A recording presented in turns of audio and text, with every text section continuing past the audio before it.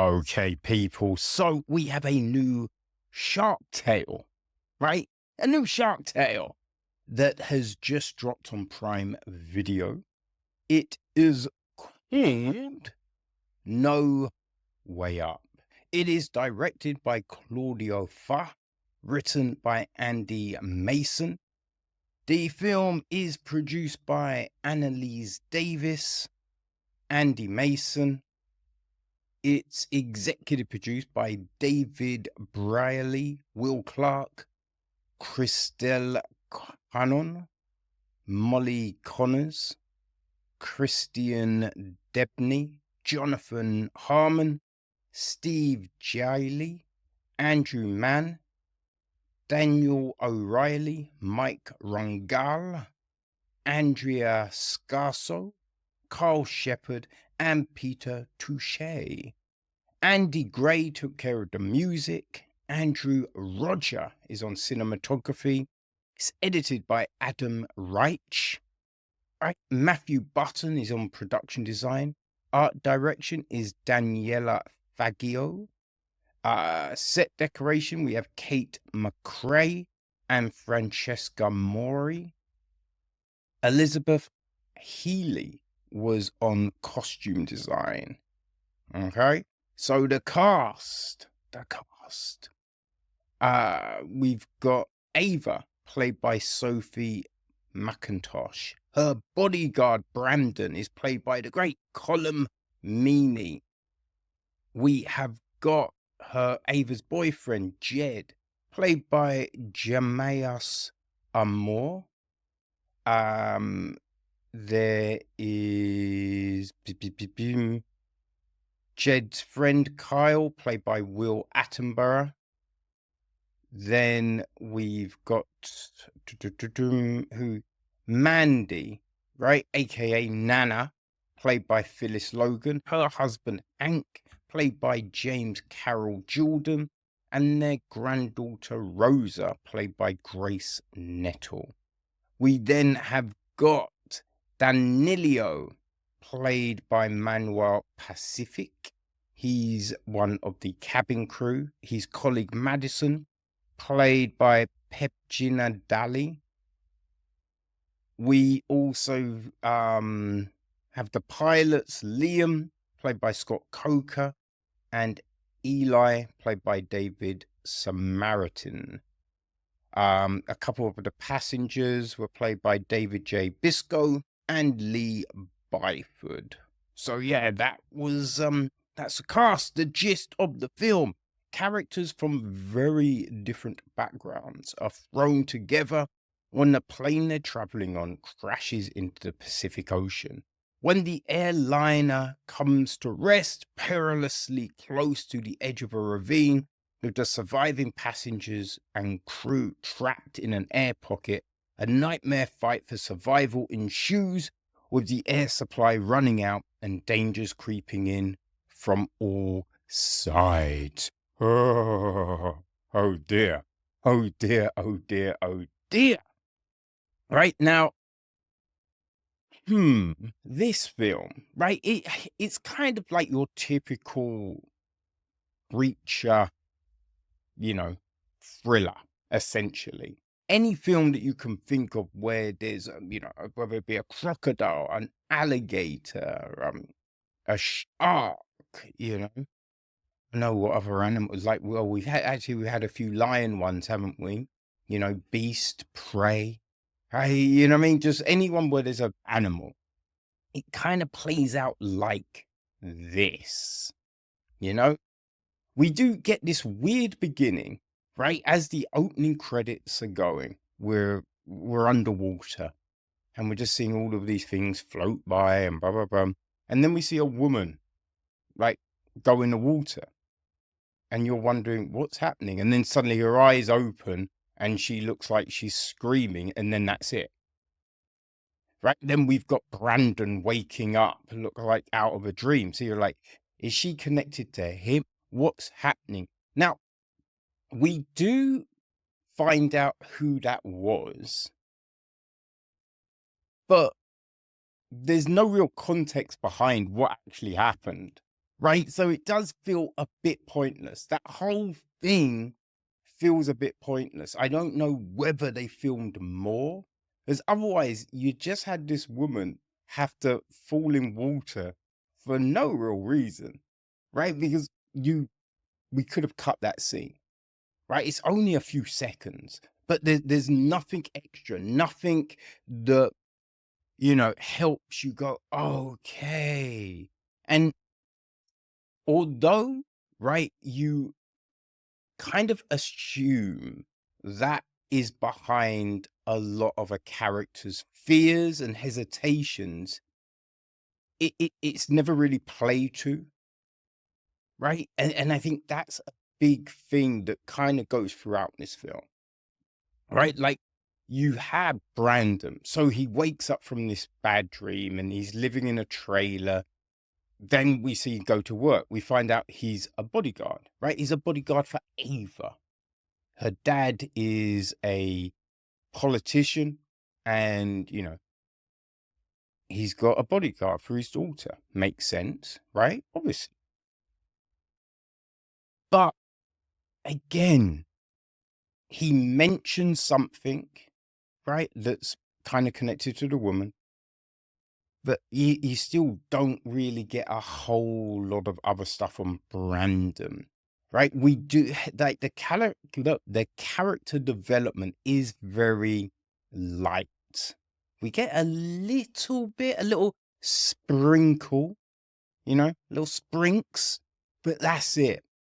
That's it. Nothing, you know, like, yo, okay, I'm invested in these people. Don't get really any of that. Right? We have our two friends, right? Jed and Kyle. What we kind of gauge is there was someone else meant to be coming on the trip, but then she bails out. But you don't know, was she Kyle's girlfriend? Was she just a friend who he liked? We don't really know that.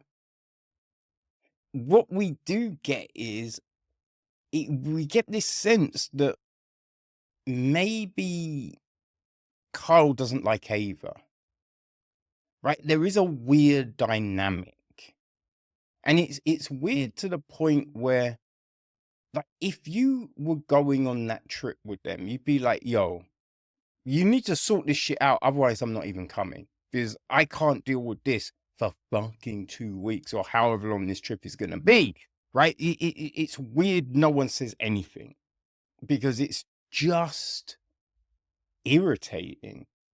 And, it doesn't really make any sense. We also get some of the conversation between Ava and Jed. You kind of feel it's stuff that, I mean, it would have been talked about a long time before this point, right? It's just like, why now? And why? Because like, the little background into Ava we get, you understand some of the things which are there.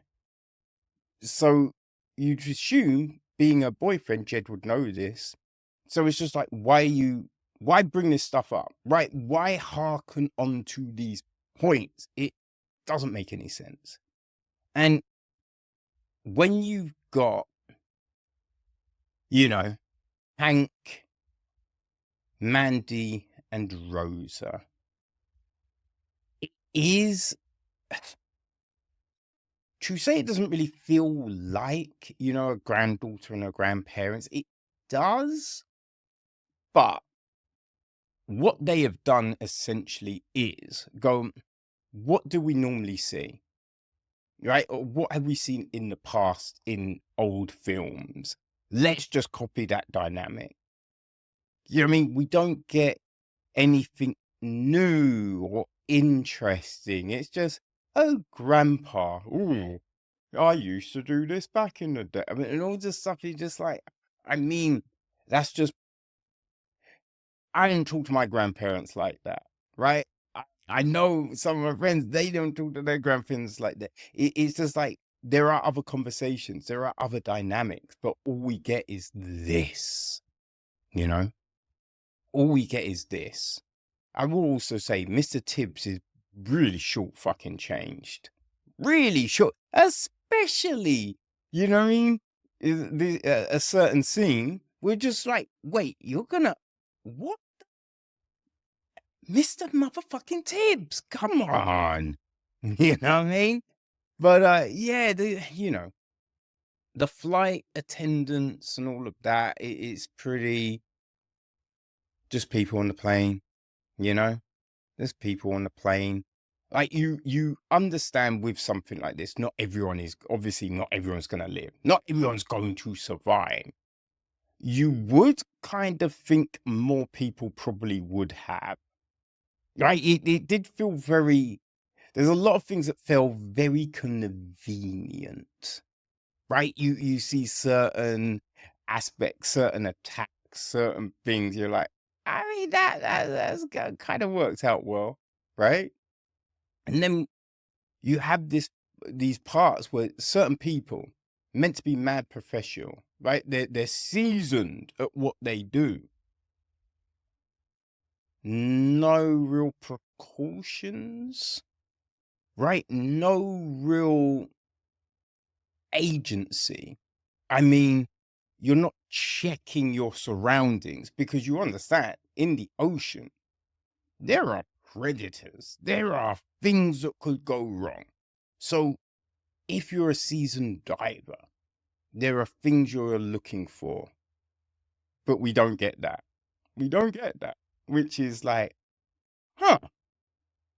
Now, obviously, it plays for, the effect of the story, but in reality, you are scratching your head a little bit. It all does become a little bit convenient. There's, especially because there's a bit with people in this plane, right?